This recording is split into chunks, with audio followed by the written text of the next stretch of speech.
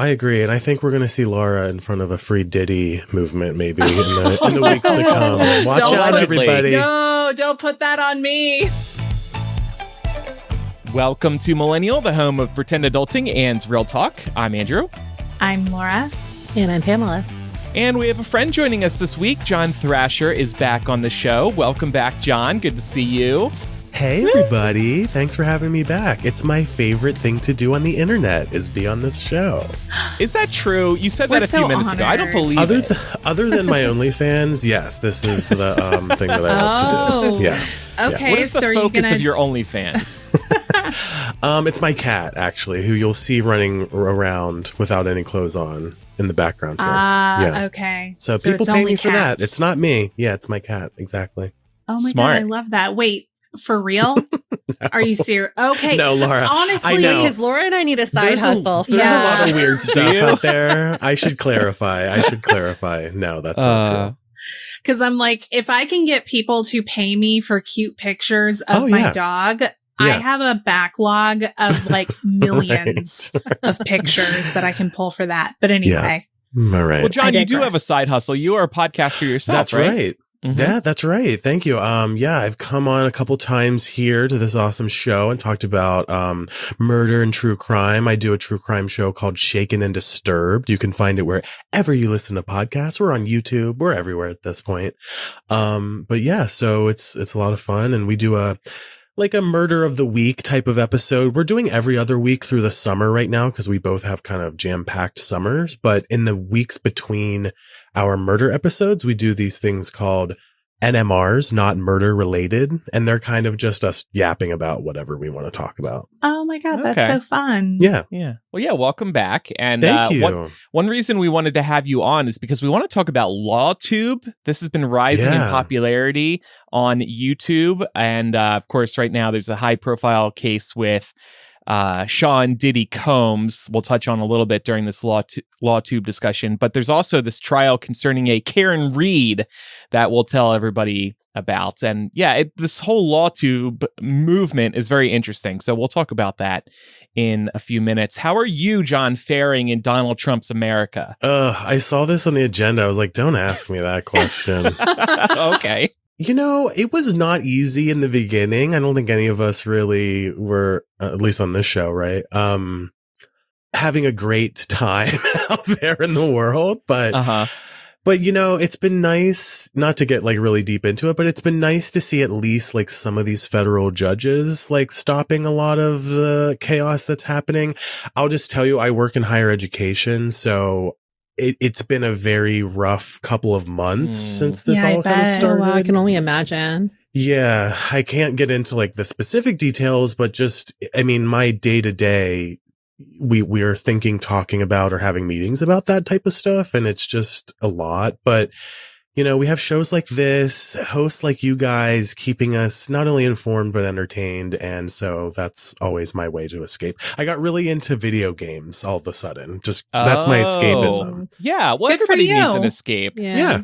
No, I know. I never really felt that way in like the first term or whatever that he had. Like I was like, we'll get through this and then he'll be done. And then that's what I thought happened. And now I'm like, no, I must escape immediately. Get me out of here. So. Yeah, totally. Did you pre-order the Nintendo Switch 2? I haven't pre-ordered it. Well, I didn't, but one of my friends was able to get 2 pre-orders and he thinks that I'm going to buy the other one from him, but I'm not sure if I'm going to. I hope he's not listening.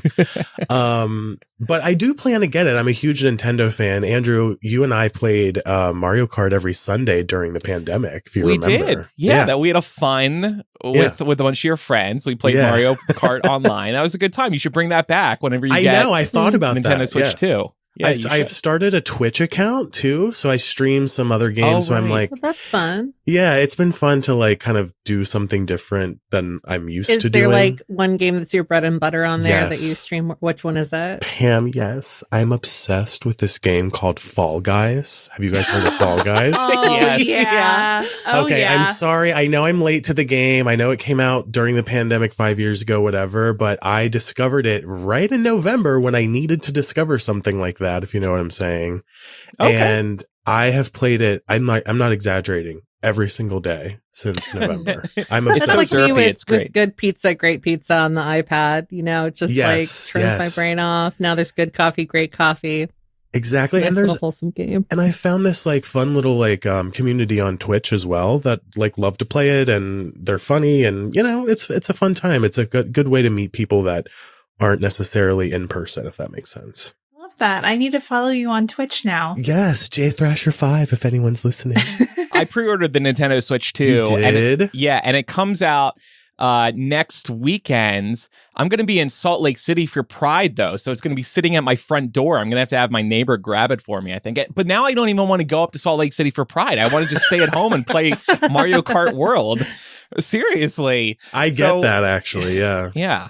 Now I'm going up to Salt Lake to hang out with Mormons during Pride. Great idea, Andrew. Well, Mormons need Pride, too. Arguably more than some other groups. So. Yeah, well, they're all going to be in the closet. It's not going to be fun. They're all going to be in the closet. You got to show them how to come out. Yeah, well, right. That's going to be a fun challenge. That can be a fun challenge. It's going to be you and the soda bars and the gays. Big mistake. Oh, well. Cancel the trip. Just play Mario Kart.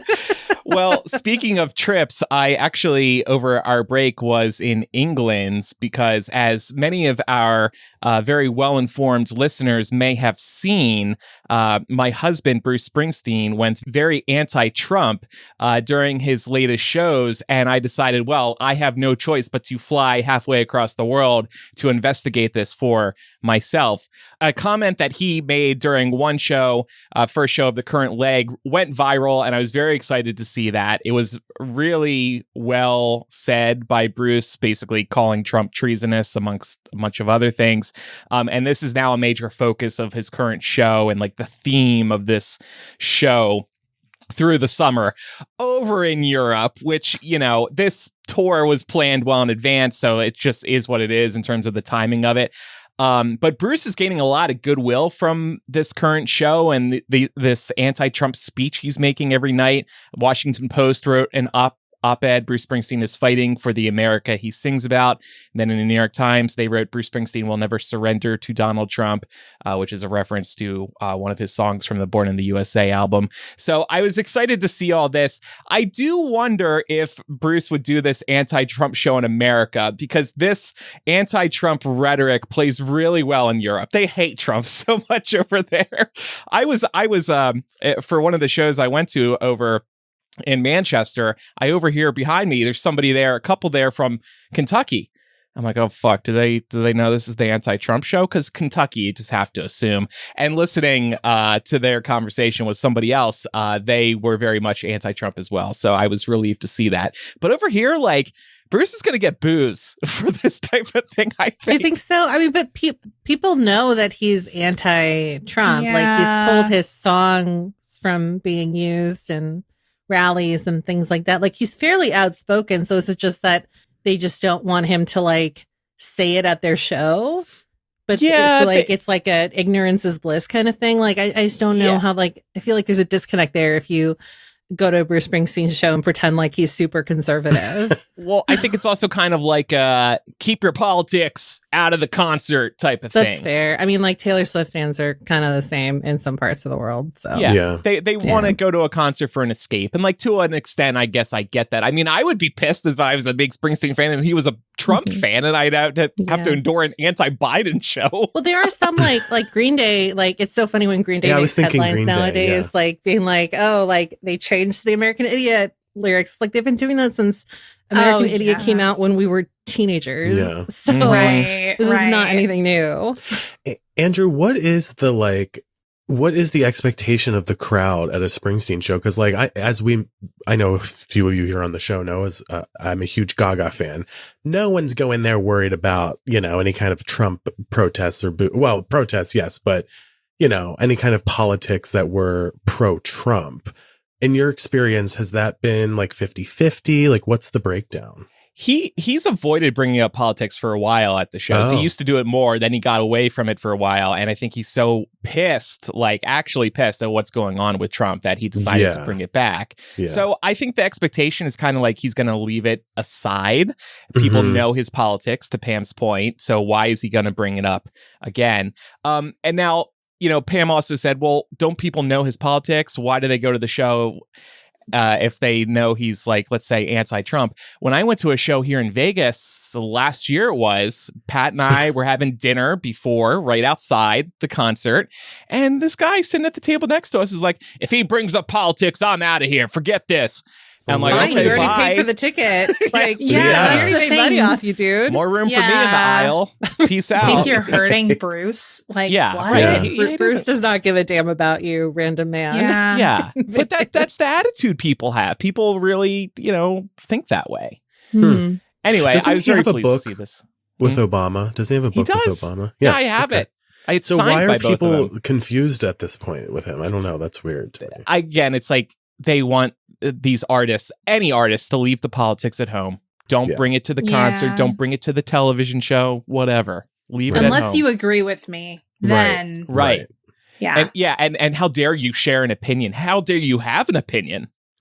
Dude, keep it to yourself. Not to get into this even more, but it's like, if your opinion is you think people should simply die, that's like a whole different, like, I don't know. That's just been my thing about the split in politics as it pertains to where we are today. It's not what it is 20 years ago. I mean, it's very visceral and disturbing now in a way that it wasn't when we were younger, So I think, if they're showing up to a Springsteen show and don't expect that, I don't know what to say. They sound stupid. Well, and Elizabeth brought up, she's listening live right now. It didn't go well for the chicks about Bush. Good and that's point. true. But the chicks also appealed to a more Southern audience, right? Yes, and I would say, because I was a big fan of them when I was a young boy and middle school and high school. I would also say that some of that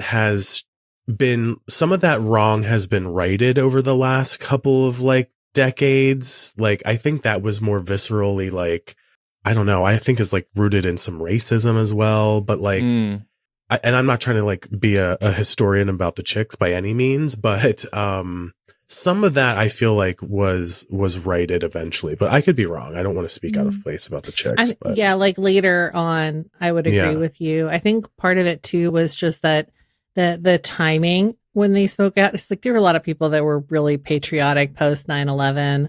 That would consider themselves to be very conservative. And then when you add in the fact that they are a country music group and country music for sure has become very conservative, it was just a recipe for disaster. For sure. Shouldn't have been that way, but.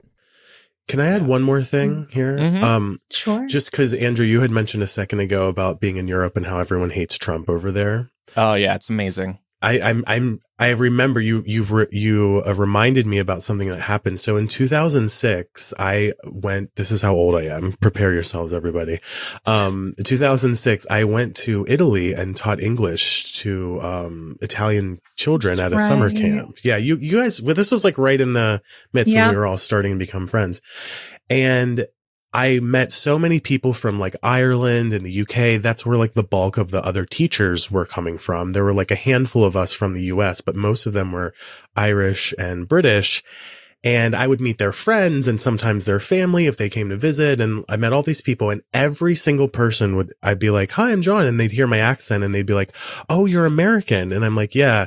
And the very next question was always, "Do you like George Bush?" And I'd be like, "No, I don't," and it was literally they're like, "Oh God, he's such an idiot. We hate him over here. And we're so relieved that you're not a Bush fan." I mean, this was every single European person that I met in 2006. And I went back in 2008 and did the same thing, and very similar thing, although Obama was about to be the president. And the rise of that was happening through the summer. So, but, you unlocked a memory I had forgotten about when you said that. No, it's refreshing. Totally. Over there with that way of thinking being pervasive. For sure. One other thing, this is a little tangent, but no tipping over there. Oh my God. I tap with my phone everywhere to pay for let's say a beer, and then I don't tip. I just walk away. That's it. Bye. Life is good. See ya. Yeah. Well, that's incredible. Because people are paid a living wage to do service jobs. I felt like I was getting a deal at every bar. I was saving a couple quid at every bar. It was awesome. So much faster too. Anyway. Yeah. You're like, I don't have to do math. Right. Yeah. I'm doing 20% in my head nonstop. Well, everyone, this show is brought to you by listeners like you. Visit patreon.com/millennial to support us for as little as $5 a month. And you can get instant access to perks like After Dark. And this week, we'll be discussing our relationships with our siblings, and specifically if we need to be friends with them. You can also get access to ad-free episodes of Millennial, our live streams, and so much more. And by the way, when you become a pal, you'll be able to listen to all of our bonus audio content right within your favorite podcast app. You can also visit patreon.com/millennial and get started today with a 7-day free trial to check out all of our bonus content, including After Dark. An annual subscription discount is also available. Other ways to support the show include heading over to shop.millennialshow.com, which is where you can pick up official show gear, which we designed ourselves, and also tell a fellow millennial about the show as well. Make sure that you're following us on all of your favorite podcast apps. We're going to take a quick break and tip our bartenders. And when we come back, we're going to talk about Karen Reed, Diddy, and the rise of LawTube. We'll be right back.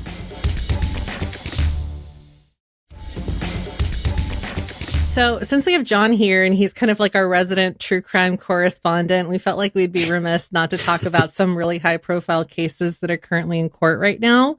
So we're going to get this started with the Sean Diddy Combs stuff because that's pretty quick, and we want to get into this other Karen Reed trial as well. So for anybody that maybe missed it, I think we did talk about the cases brought against Sean Diddy Combs last year. He's been locked up since, I think, September, but his trial officially started at the beginning of the month on May 5th with jury selection, and opening statements were read out on May 12th. So this is an ongoing trial officially. And to catch everyone up to speed, in case you missed it, or if you need a little bit of background, he's currently facing charges of racketeering, sex trafficking, and transportation to engage in prostitution. He has pled not guilty to everything. The trial is being held in Manhattan, and NPR reports that it could take around 8 weeks before we hear a verdict. Is anyone tuning into this, or are you kind of just waiting to see who gets called in? Because anybody who's seen headlines know that it's not just Diddy that's involved. There's a lot of famous names being thrown around in the circle with like all of the big parties that he was having with high profile people. And it seems like they're still trying to get to the bottom of who was involved with what. So. And who had baby oil and who didn't. It's a whole thing. Right, exactly. I was just going to bring that up. I've read some details, and with all the baby oil talk, I'm kind of tapped out. Yeah. Not out of baby oil, out of this case. You're out of baby oil? Okay, stop by Diddy's house.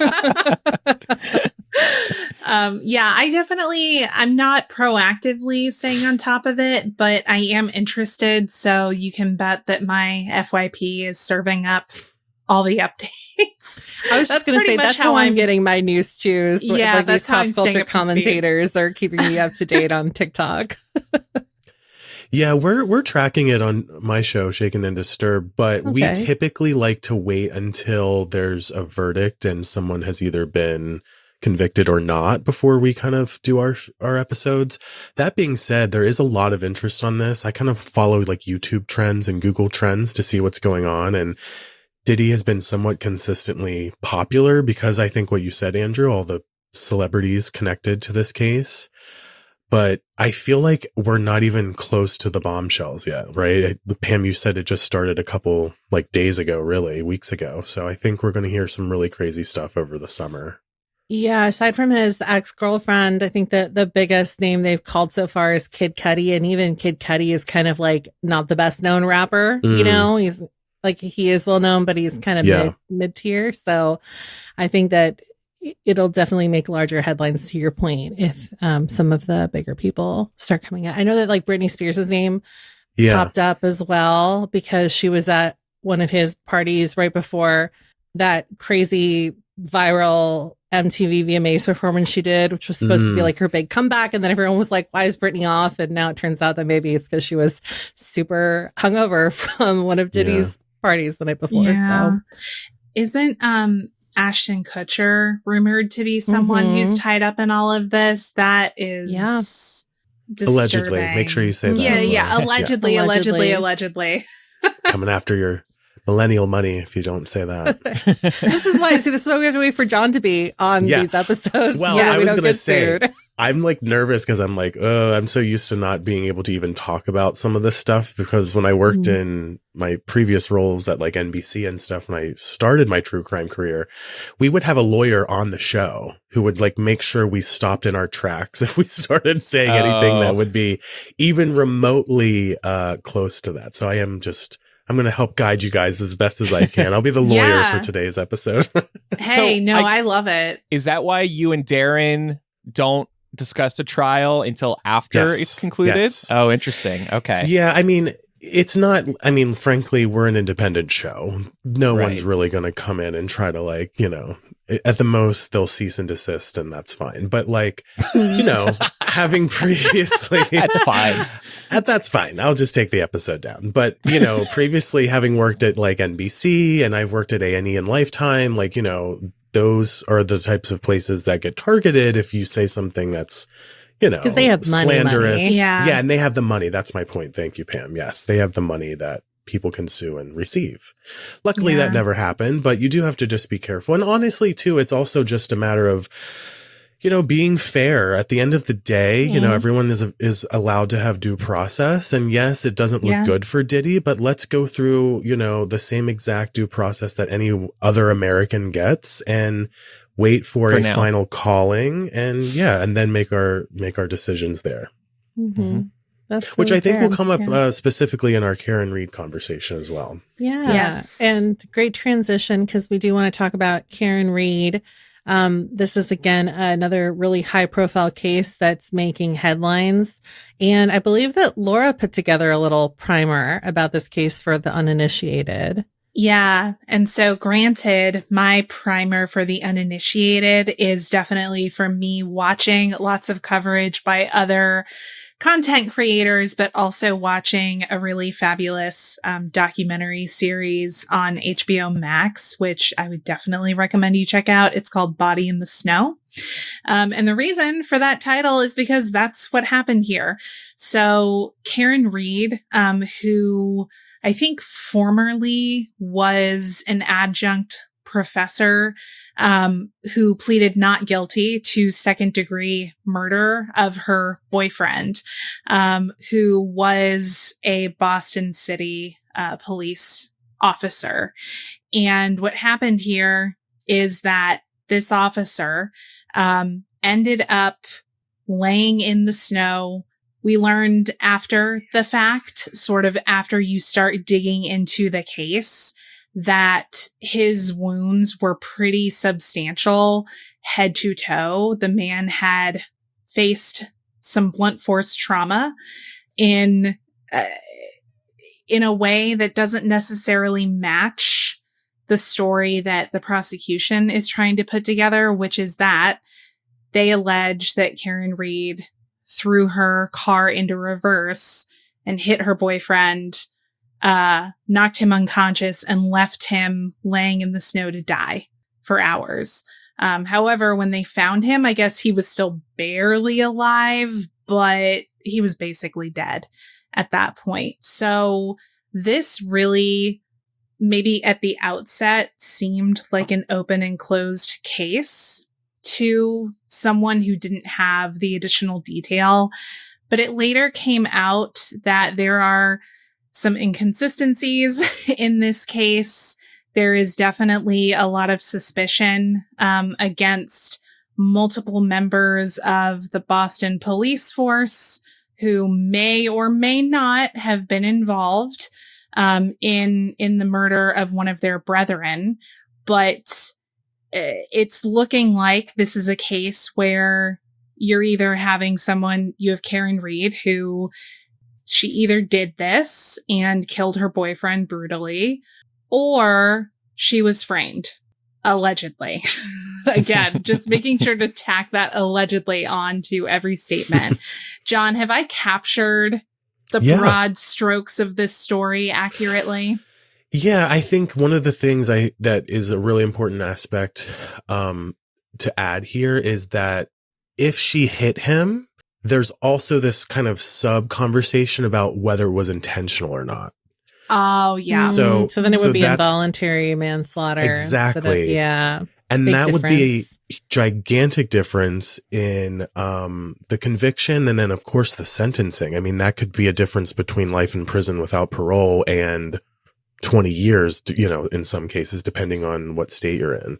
So, yeah, but everything you said is very accurate, Laura. Yes, you did a good, you really watched the heck out of that documentary, I can tell. Oh, yeah. No, I definitely did. He's a true crime junkie, too. I know. Yeah. Yes, I love that kind of shit. You put that on and yeah, I'm good. Give me a Diet Coke and oh, yes. I'll be in heaven. Murder.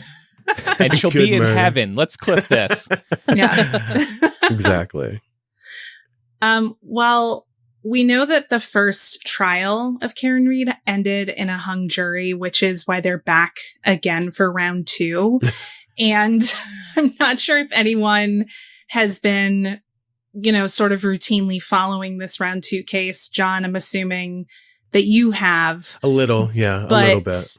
There are a lot of questions that have come up. There are allegations that fragments of Karen's taillight that were found near the body were actually found after the fact, thinking that perhaps those fragments were planted to try and, allege her guilt.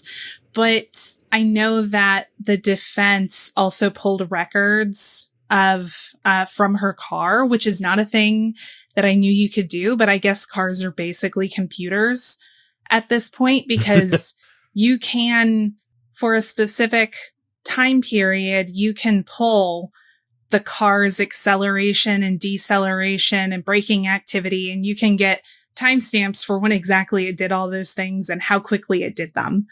So something that was observed recently was that her car did indeed show that it had gone from a stopped position to 24 miles an hour in reverse. So that's a pretty quick backup. But they they got someone who is an expert in blunt force trauma forensics research to look at all of that data. And look at the crime scene, the alleged crime scene, and sort of the trajectory of everything. And he determined that even if she did do that, that wouldn't have been fast enough to kill him. And it wouldn't have been hard enough to cause the kinds of injuries that he had.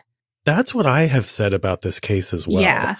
There's this sort of like picture that people paint about this case that is exactly what you just explained, Laura. And every time I hear about it, I'm like, how did he end up dead in the front yard then? Because that means you're saying he walked away. Like, what you have to really do, and this is not me preaching about this, this is just anyone who watches true crime should think about think about the very nuanced details about every one of these cases, and not just this sort of theater of the mind about what you think should or shouldn't have happened.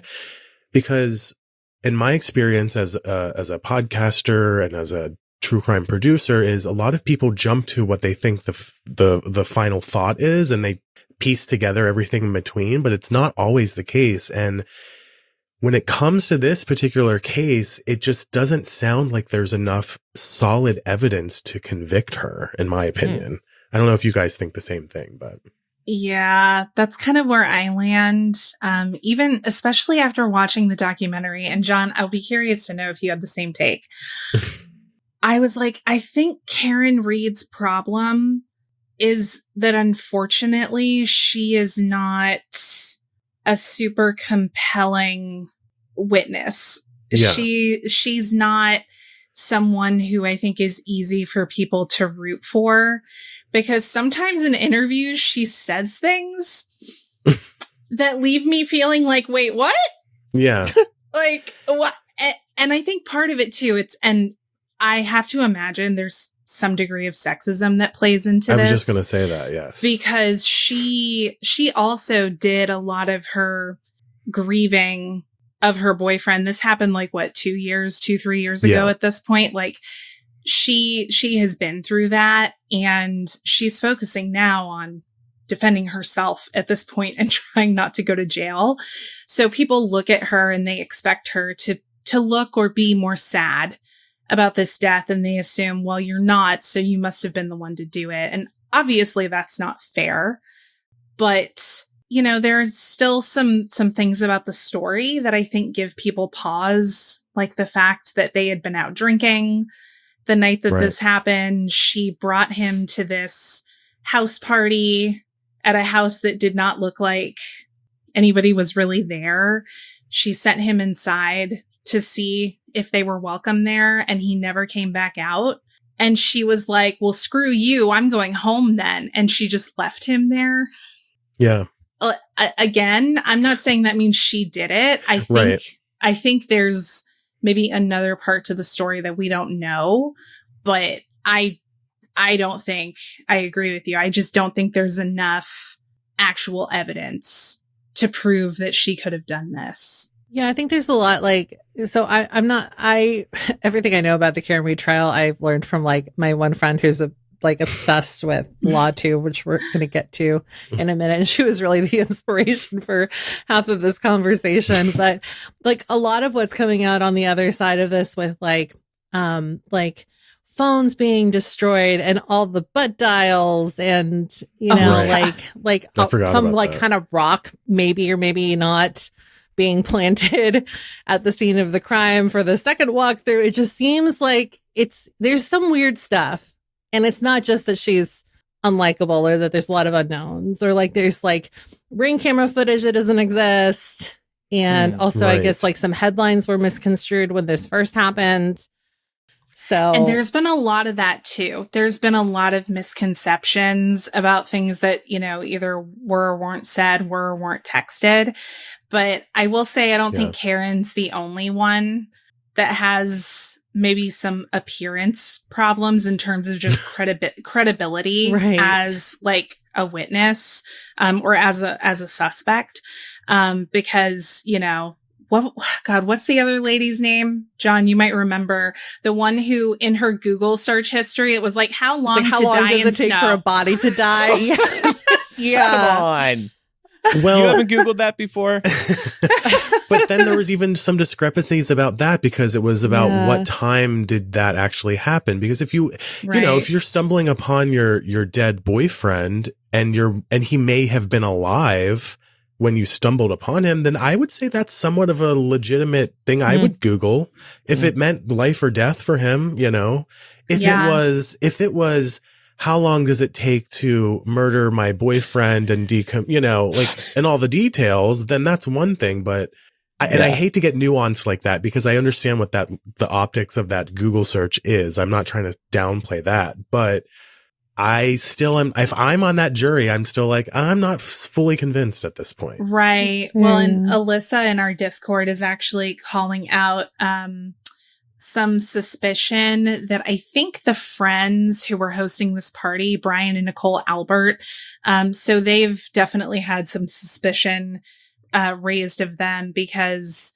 the deceased had, in addition to all of this blunt force trauma that was not consistent with being reversed into by a car, he had very clear lacerations from a dog.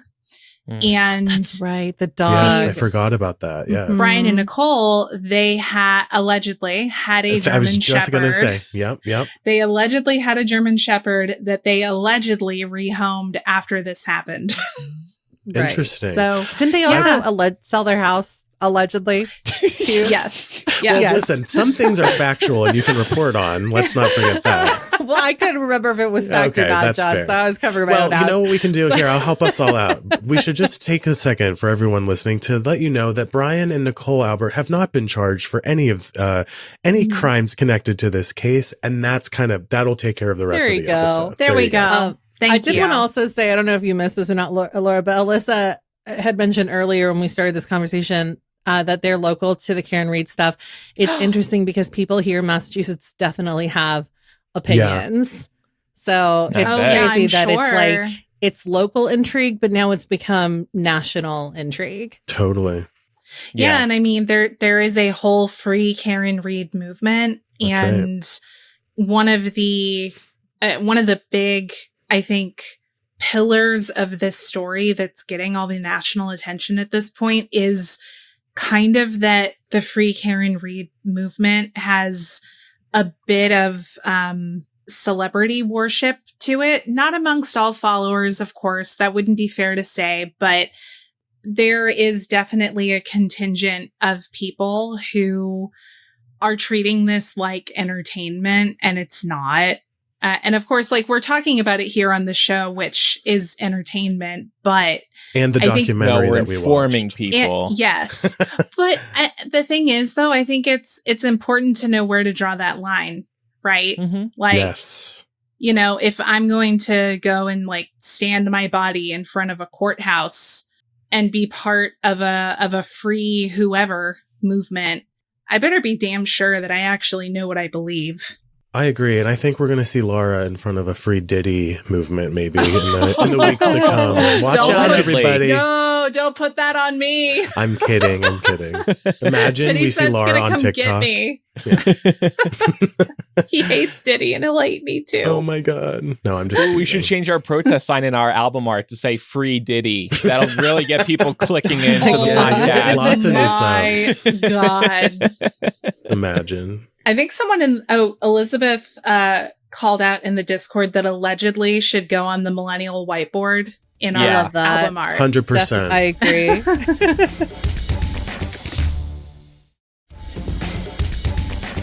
Well, obviously, both of these cases, the Diddy case and the Karen Read trial, have gotten a lot of attention on LawTube.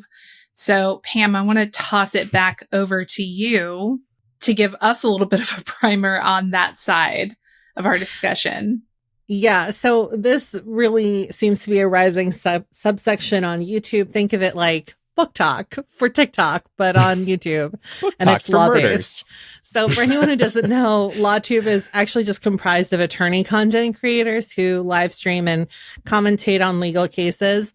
And like I was saying earlier, this really came on my radar probably like, if not right before the pandemic, during the pandemic, because my friends started, in conversation being like, I got to catch up with my lawyer lady. And I was like, hold on a minute. Like, is there something you're not telling me? Are you getting sued? And she goes, no. She's like, I love watching Emily D. Baker. And that's how I relax. I just so she got really into court cases and LawTube. And she's one of the biggest influencers on LawTube right now, and that's still like a part of her like daily routine, like especially when it's bigger cases like Karen Read right now. And anytime I talk to her, which is almost every day, she's like, I'm gonna go home and I'm gonna catch up on the Karen Read trial to see what my lawyers are saying. It's always my lawyers. It's very like my lawyers, social. my people on YouTube. And I'm sure she's not the only one. Oh, no. Well, okay. So I'm looking at Emily Baker's YouTube channel right now.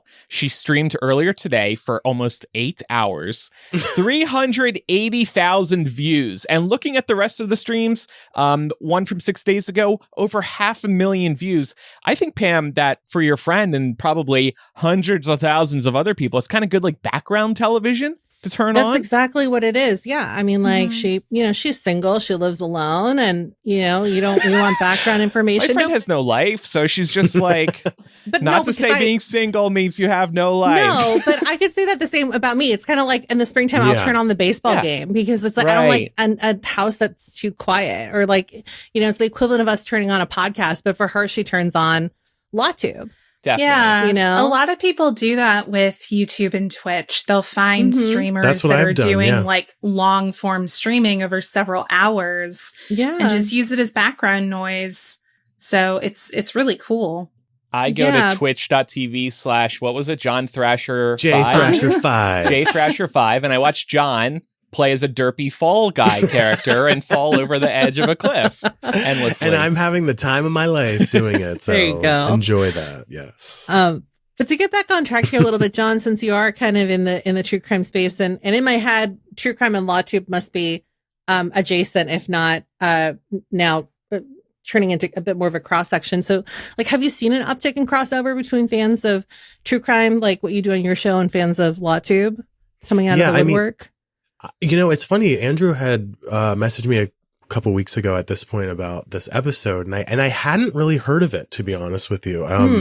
I had just been in my like crime of the week kind of producer mode for a while, and that works for us. But so I started looking into it, and what I think an interesting part about this is sort of the evolution, I think, of what's happened here, because true crime, you know, there might have been a couple of true crime shows on 10, 15 years ago. And then now it's like there's whole networks. I worked at Oxygen, which is a full true crime network. I worked at A&E, which is all true crime.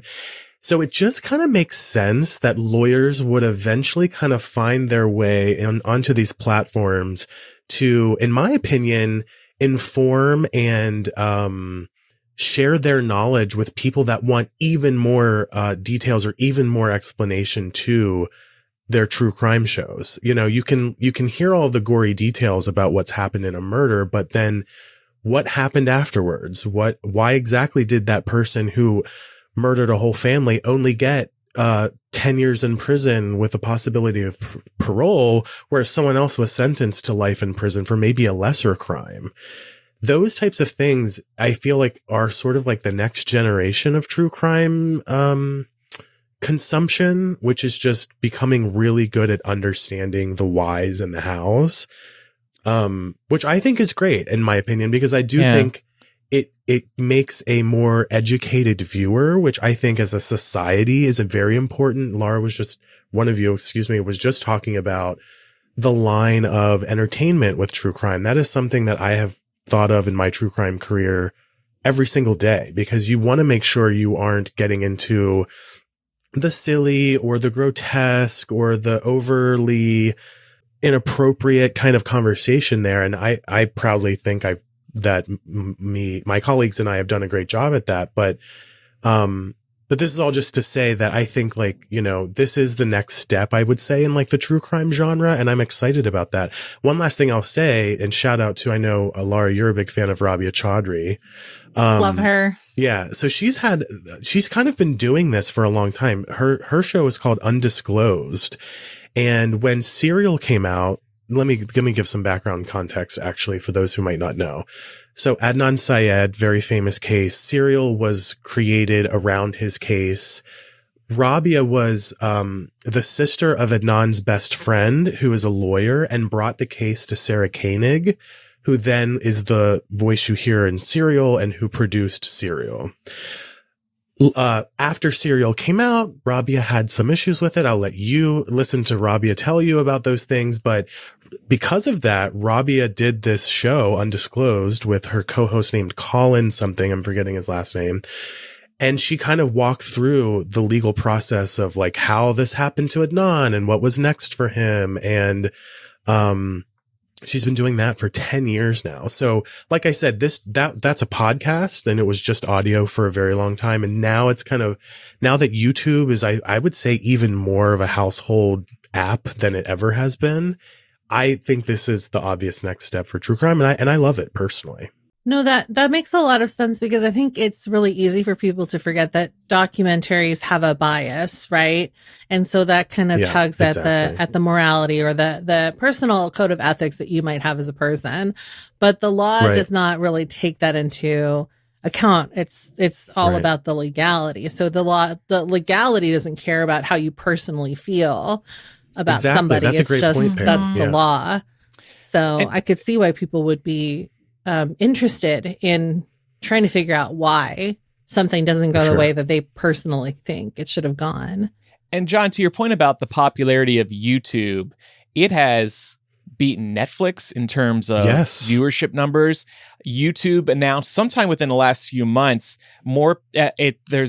it's rapidly growing in terms of watching YouTube on your traditional television. That's immensely popular right now. Mm-hmm. It's obviously replaced cable television for a lot of people because you're watching whatever you want on your own schedule. So I can see how, like, just in general, the rise in YouTube has also contributed to the rise in LawTube. And also, to circle back on something you were saying a few minutes ago, LawTube is making court trials accessible to more people because people like Emily D. Baker breaking down these cases in real time in a way that people can understand and in entertaining ways. Like, I tuned into Emily's Karen Reed stream a few weeks ago in preparation for this LawTube discussion, and she was sitting there with her own notebook, making notes as the trial was continuing, and she's just going, "Huh, interesting," or like offering some like snarky commentary. It just makes these trials, which traditionally are very boring to follow, way more entertaining. But also, like, legal speak is insane. Yes. I took one law class, mass communication law, because it was required for my degree, and having to rewire my brain to go from like concise writing to actively having to add words that like I felt like didn't need to be added into writing legal briefs and stuff like that. I can't imagine going to school for that, but props to anyone who's gone to law school and now does that. Like, it's nothing. Because they're hard to read and they're hard to understand, even if you're like super educated. Have you ever heard lawyers try to testify? I don't know if that's the right word, but in the Supreme Court rulings, like you can, how like on C-SPAN, you can hear some of the Supreme Court justices go back and forth with like the defense. Mm-hmm, mm-hmm. I might understand 2 or 3 sentences out of those conversations because it's such legal speak at the highest level. Yes, exactly. Yes. It's like, why didn't you just say like they can't do this because of this? Because that's law. Bad. That's very bad. That's very bad and stuff. Yeah. The only thing that you can kind of discern from hearing those it's the testimonies, for the cases that are coming before the court. You can only tell if the court likes what they're hearing or doesn't like what they're hearing based on the tone of voice and how defensive the other side gets. And apart from that, couldn't tell you why they're debating this, but I can tell they're mad. Exactly. John, I feel like you should launch your own LawTube channel. You could be the gay LawTuber. That could be your unique angle. You could be like, Karen's hair is fabulous today. Oh my God. Imagine doing that. Well, first of all, I'm not a lawyer, so I have no expertise. Just pretend. Everybody's fake just pretend. On YouTube. That's true. Who knows if Emily Baker is actually use AI to give you like a real-time lawyer analysis that you can read. Not a bad idea, Andrew, actually. Yeah, ask ChatGPT to make it sound a little flamboyant, and it'll work. Yeah. Okay. Oh, I'm already flamboyant. Smarter, not harder, Right? Yeah, exactly. Someone's going to be like, yes, due process. Due process and yes, all those queen. details. Yes, due process, queen. Yes, queen. But Andrew, I'll only do it if you are my like sidekick. So let's talk about that. Maybe I'll produce behind the scenes. Okay, that's fine. Yeah, I'll trust you there. Yeah, so it's interesting. If I get wrapped up in a court case at any point, I don't know if I start becoming fascinated by the Diddy case or Karen Reed's case, maybe I'll start tuning into LawTube for some good background television. Emily D. Baker and others, I assume, their backdrops look like they're Twitch streamers. They got pop culture crap behind them, well lit, different colored lights. Like they're trying to come off like they're a Twitch streamer or a podcaster, but instead they're talking about law, something traditionally kind of boring. It's interesting. I just can't believe how many people tune in daily. Those numbers are really huge. Like I'm at a point where I'm going to be telling some of my former producer friends about this situation. And I'll be shocked if something like this doesn't come onto mainstream television. I mean, they do charities. I mean, they're already kind of like, I think that like they got sued by Netflix because they wanted to use some like court case stuff. I see. With like Johnny Depp, Amber Heard stuff. So they're like, I think that they're big enough now that the mainstream media is kind of taking notice. But yeah, I know that like just from my friend that they bring in the numbers. They do charity streams sometimes that really rake in money too. So there's a dedicated audience there for sure. For anybody that can, still hop in and make a platform for themselves. Well, Laura, we wanted to talk about a different type of dramatic news today as well, right? Yeah. Well, America loves the story of sitting presidents with cognitive decline so much that we're basically doing 2 in a row right now. But want to bring up, Andrew, one of your CNN stallions. I'm going to be holding Jake Tapper's feet to the fire today because I got a bone to pick. He, along with Alex Thompson of Axios, co-authored and released a bombshell new book called Original Sin, which is about the alleged deliberate cover-up of Biden's cognitive decline in the lead up to that disastrous debate last June. And to give everybody a bit of a primer for what is in this book, the book describes a president who failed to recognize longtime political allies, lost his train of thought in important conversations, and forgot important dates, including the death of his son, Beau. We in the public would see some of it in front of cameras, but we had no idea how bad it was, Tapper says.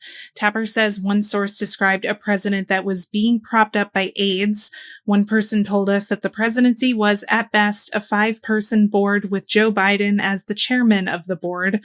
Looking back now, Tapper says he regrets not covering Biden's decline more aggressively. And he says, I can point to times where I asked him this or I asked him that, but knowing what I know now, I barely scratched the surface. So to give a little bit more of a place setting here for this book coming out, the book came out on May 20th.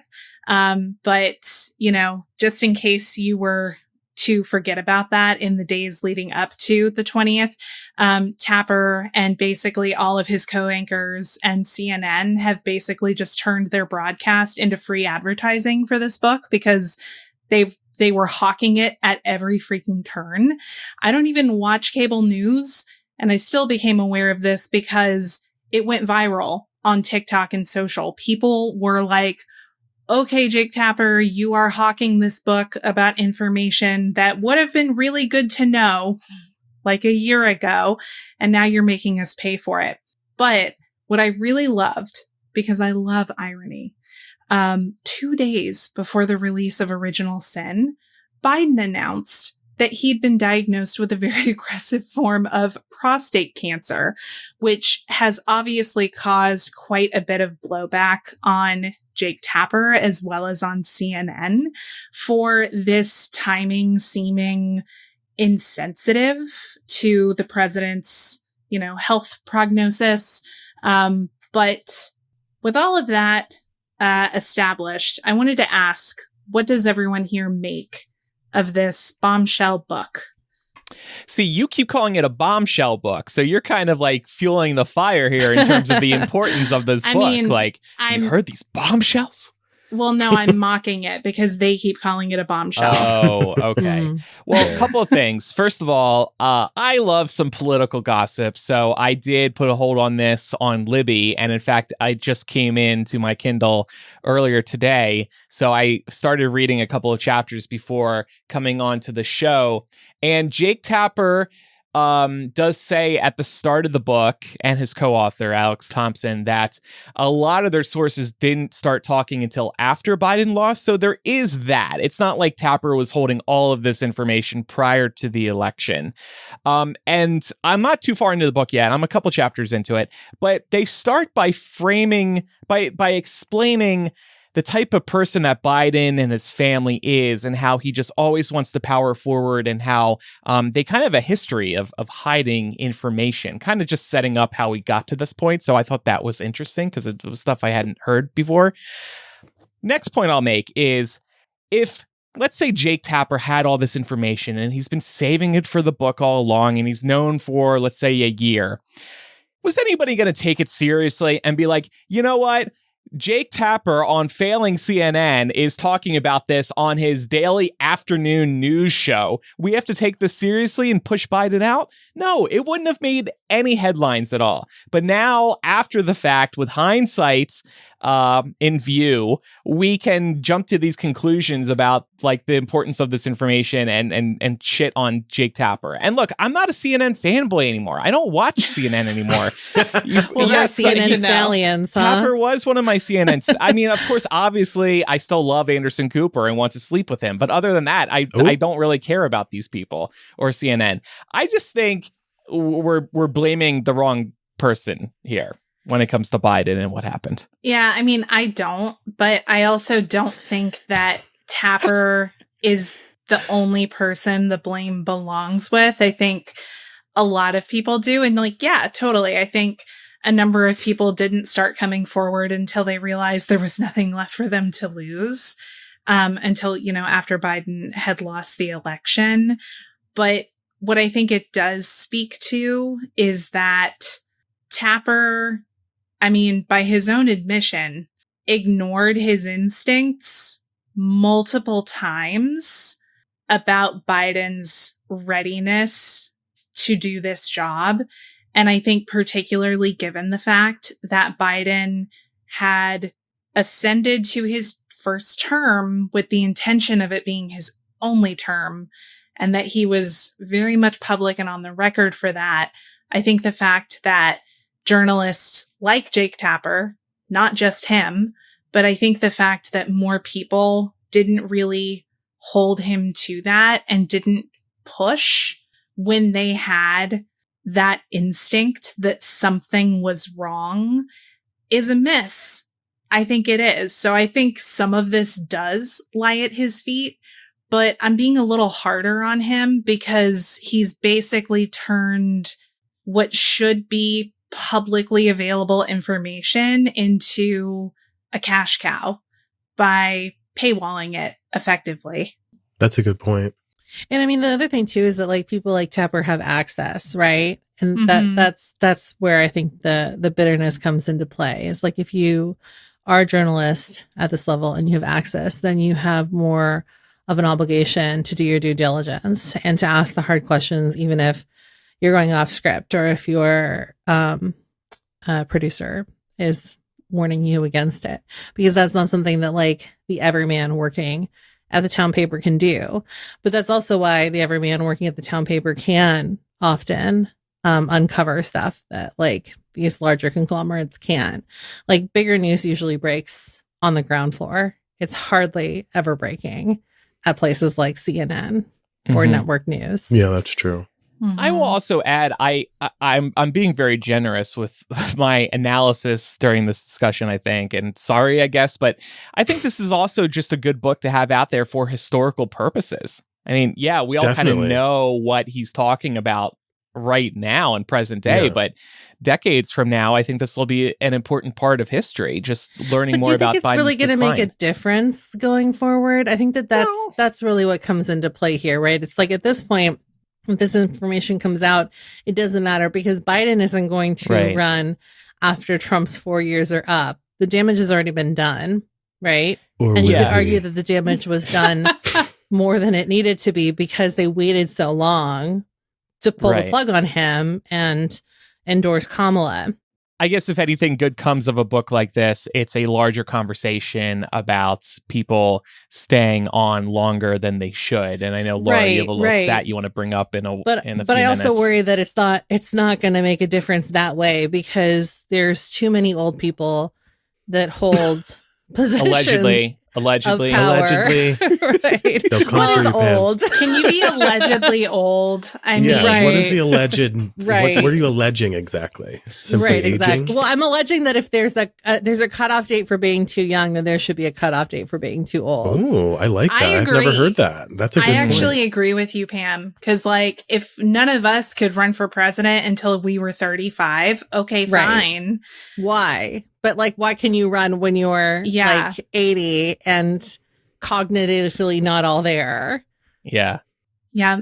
And I will say it's definitely not the first time that we've gotten confirmation of a president. Well, maybe I won't say confirmation. We've had our allegations potentially confirmed about a president being on a cognitive decline while being an active sitting president. So Ronald Reagan wasn't officially diagnosed with Alzheimer's until 5 years after he'd left office. But the memory lapses, a botched debate performance, and his inability to recognize key players definitely contributed to a lot of very similar chatter to what we were getting about Biden, not just last year, but for the last 2 or 3 years. And I think it's a miss that the legacy media, particularly media that should well remember what happened with Reagan, couldn't learn from that example and start asking the right kinds of questions. You know, if we were really positioning this election as like the fight for the soul of democracy. Was this the move? And I think that also begs the question of, what do Democrats need to do? I was thinking that too. Yeah. Because they have some shining stars, but they do not have a unified message about this or about the path forward. And I think it's a problem. I'm just not optimistic that reporters reporting out any information like this in advance of an election is going to actually make any difference in this age of information overload and the fast moving news cycle. It's just going to be a blip. And it really depends on if it takes, to your point. And what is the story exactly? And then it also that, depends of course, on will if, vary. Yeah, I mean, but let's just say that the story did sprout legs. Like, I don't even know if it would have been enough for the Biden administration to call it quits before July. They probably would have just held on. So that's another point. If it's a story about like Biden passing out during West Wing meeting, okay, yeah, that would probably grab headlines. But then there's other reporting in this book about like Biden not recognizing George Clooney. Yeah. Okay, like that. Yeah, that's surprising, but what's that? It's kind of silly. Well, and honestly, that's kind of what makes this book feel silly to me, because this isn't really telling us anything we didn't already know, right? Like we all, for at least the last year, we've all known this. And so now it feels like Jake Tapper and Alex Thompson are jumping out to be like, you'll never believe what we discovered. and we're all sitting here like, what? Like we knew. Yeah. And the cancer diagnosis. Right. And, but we're sitting here watching them hawk this book about a man who is not president anymore and never will be again. While the current administration is currently trying to circumvent due process and stripping Medicare and Medicaid benefits. And I think every time Jake Tapper spends part of his special or part of his show or whatever hawking this damn book and talking about this story, which does need to be talked about, but is now the time? Right. I guess is my question. I guess to your point, let's have a book tomorrow about Trump's cognitive decline, which is also very clear right now. Yeah. Mm-hmm. We will probably get that after he's out of office in a few years. But now everybody's silent. And maybe it's the same thing that was happening with Biden. Trump's people around him are keeping him like shielded away and keeping it under wraps. And of course they are. They lie about everything. But we can all see it on camera, and it'd be nice now to get some reporting on his current condition, and on which is not Social. Perfect and amazing. Huh? I said, and on Truth Social. A Truth Social. Yeah, that Memorial Day post. Happy Memorial Day, everybody. Except the Donald scum. Trump. Oh my God. But to kind of, go ahead, John. Oh no, I just wanted to one up what Pam was saying about the access. It's very possible that his closest people to him during the administration were keeping him away from even some of the people in his own offices to shield the public from getting wind that he was in decline like that. So totally. Jake Tapper may have been one of the only people who was able to sit down and have an actual conversation with him and be around him in a public setting to really observe that. And as a journalist, that's at least one good thing, at least he is taking note and documenting that. Like you said, Andrew, I think the point of this book, I would assume or hope for, would just be for the historical record. That's not uncommon. Books like this happen all the time with every president, but this one's just a little less appetizing to most people, I guess you could say. But I liked what you said, Pam, about that, because I think that's an important thing to consider. I mean, it may not have happened. I'm just saying. If I was in that group of close aides and people like that, trying to keep him propped up would be the number one priority, and making sure the public doesn't know he's flailing is part of that. Yeah, 100%. And I mean, there are several examples that I'm sure we're all going to become more aware of that come out of this book. But to kind of bring us home and put a bow on this conversation, I wanted to talk about and John, you and I had kind of touched on this a couple minutes ago, but talk about what is it the Democrats need to do from here? Because I don't even know how to describe what they're doing right now, but whatever it is not working. And I really think they need to get a unified message where, as a party, we're taking accountability for trying to run somebody who really was not equipped to hold that office because we were scared of the alternative. Like, I really think it's all going to start with Democrats needing to square with the American people on that. I just don't see how we move forward without that. Unify behind some particular people, Buttigieg, AOC, Pritzker in Illinois, Gavin Bashir. Newsom, I guess, if he doesn't look like a typical like douchebag, if we can like de-douche his appearance, I think that would be helpful. I don't want him. Hair? It's the slick back hair. I knew it. Yeah, California, Mr. California. Fox News tears them apart every day. Let's start putting our best, our shining stars, as you said, Laura, 10, 15 minutes ago, out in public. Start making Americans more aware of these people. Get some attention on them through, good zingers on television. We know Pete Buttigieg is very good at going on Fox News and absolutely shitting on every Republican. For some reason, they keep inviting Pete back onto Fox. I know. Yeah. Why do they keep doing that? Just start training these people now for the primaries. Get them ready. Yeah. I think I would add too, there's so many other elections, Bashir is a really interesting example of someone who isn't a shining star. He's not a Buttigieg and AOC. He's not drawing 50,000, 100,000 people. I mean, by the way, those AOC crowd numbers are Obama level. Yeah. Like at peak Obama level numbers. With Bernie. Yeah. And that's really impressive. So we should watch that. But there are people like Bashir who are Democrats winning in very red states that I think we, as Democrats, should really take a look at the data and the political science behind that, because I'm not saying we need to move super center or even right. Of course not. But we do need to have some reckoning about where we are in society right now and find a way to, in my opinion, get our left-leaning liberal woke mindset, which I like to use the word woke. I'm not using that in a pejorative way there. You're using it the way it should be used? Yes, exactly. I'm actually, yeah, exactly.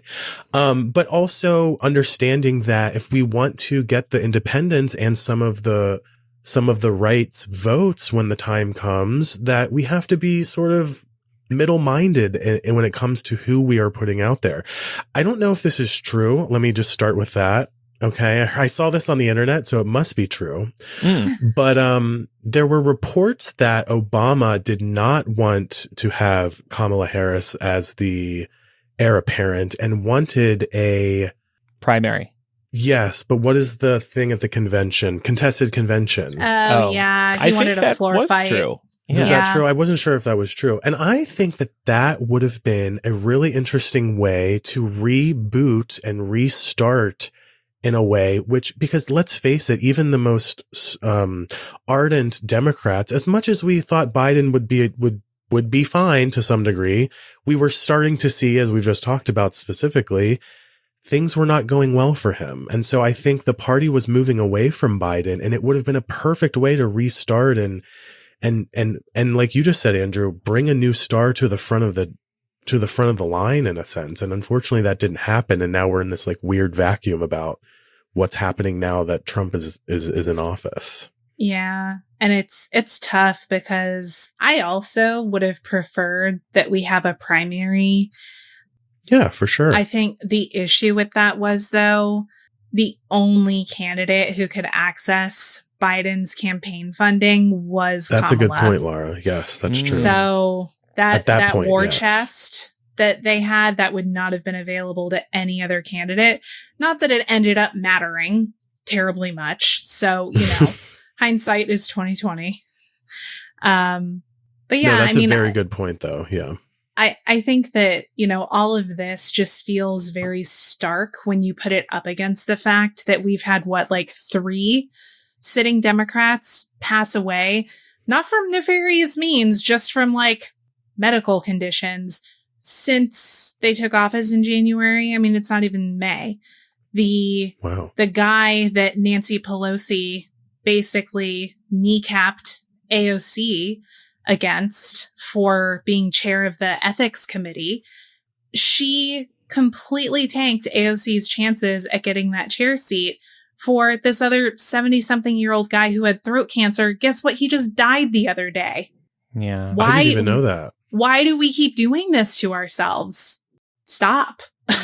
It's interesting, too, about Pelosi, because the reports were that she was kind of the one that really pushed Biden to make that decision. So it's like, yeah.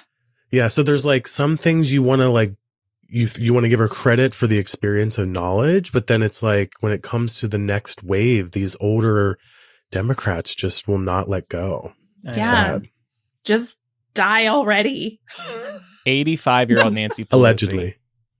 Yeah. Allegedly die already. Let go. All right. Well, I think that's a good place to end it. Listeners, if you have any feedback about this bombshell book, is anybody else reading it? Is it just me? Email millennialshow@gmail.com. Use the contact form on millennialshow.com, or leave a comment on Spotify or YouTube. DM us on social too, whatever's convenient for you. And if you enjoyed this independent podcast, we would appreciate a review in your favorite podcast app. Time for some recommendations. I know we are all looking to save a buck, and here in Vegas, at least, you go to the pools and it's fun because there's a bar. But who wants to pay for drinks at these pool prices? They're crazy. Fuck buying drinks at the pool. Buy a flask that looks like an everyday pool product and easily sneak in your booze. For example, I have flasks that look like suntan lotion bottles. They're very convincing. There's also, I saw over the weekend, one that looks like a box of tampons. Oh, but who's going to bring in a box of tampons? I was going to say, are you taking that one in, Andrew? Yeah. You never in Vegas, you never freaking know. That would not cause any alarm bells to ring. But yeah, you know how like security will check your bags looking for maybe alcohol or a bottle of water. Yeah, you can bypass that by getting some tampon flasks. I want to recommend a movie called Mickey 17 on HBO Max. It is now once again known. It is a really good movie starring Robert Pattinson, and he is fantastic in it. I don't think he gets enough credit for what an incredible actor he really is. But it is more post-apocalyptic hellscape shit that you know that I'm into. So if you, like me, finished season 2 of The Last of Us and you were left wanting for more of that, head on over and watch Mickey 17 on the same streaming service. It's very good. And unlike Andrew, I wanted to recommend actual suntan lotion if you're in the market, especially because we're officially in summer. And specifically, I wanted to recommend the Vacation Classic Lotion. This stuff just smells so good. There's something really nostalgic about the smell for me. So if you're looking for suntan lotion that smells a little bit better than, like your basic sports suntan lotion, then this might be something you might want to splurge on a little bit.